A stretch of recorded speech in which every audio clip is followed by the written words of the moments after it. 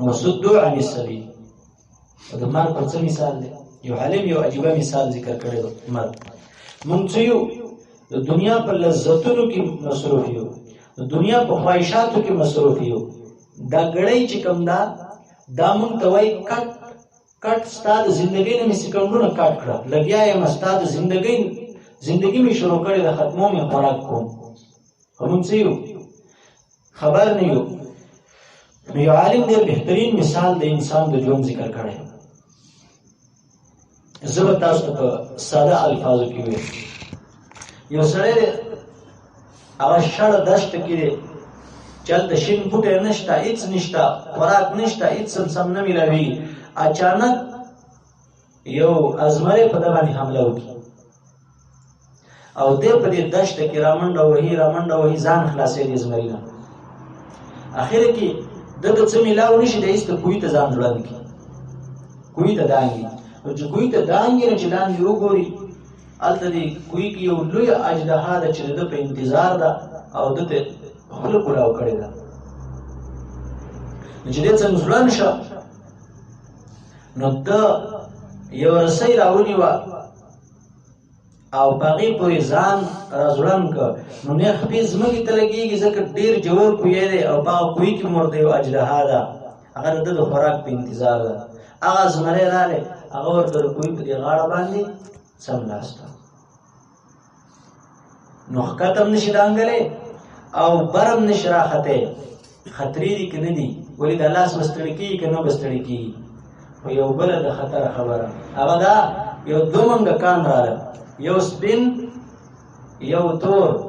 کومه رسۍ چې نیولې ده یو طرف نه ورته لګیا شي، دا یو تار ته هغه تور راشو کوي او دې بل طرف ته هغه سپین لګیا دی، بل تار ته دا سپین را لګوي.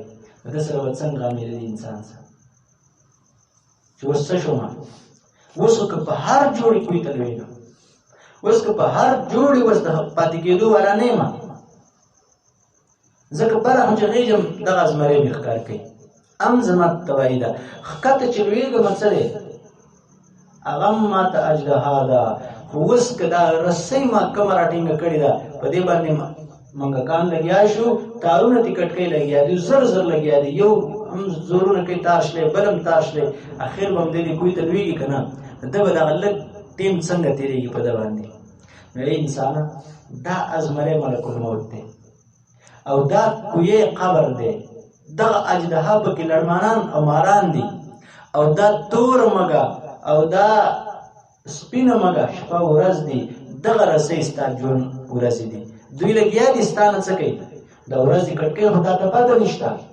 تا له داسې زندګي تېرول په کار لکه څنګه چې یو انسان کوهي ته ځوړند شي، هغه څرنګه زندګي تېروي. ولیکن د انسان څه دی؟ په دې کې انسان نفرت پیلاوي، په دې کې یو انسان دشمنی تیری، په دې کې یو انسان څه کوي؟ د بغض او د حسد نه ډک وخت تیری، په دې کې یو انسان دنیا پرست، خواهش پرست او څه به ووایو د دې انسان به څه حال وي؟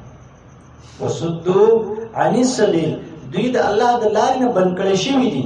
دا انسان دی وجاړي چې یو انسان د شپې تهجدو ته راپاڅي، دی دې وجاړي چې څه وجه ده ما کومه ګناه کړې ده د ورځې.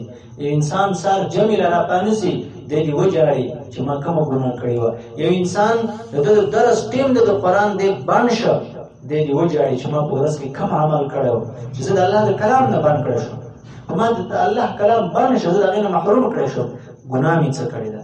ځکه قرآن وایي وصدوا عن السبیل، بند کړی شوي دي. دا نه چې مثال په طور بند شوي، نه بند کړی شوي پته ولګېده چې بندوونکی دوی لپاره بل دی.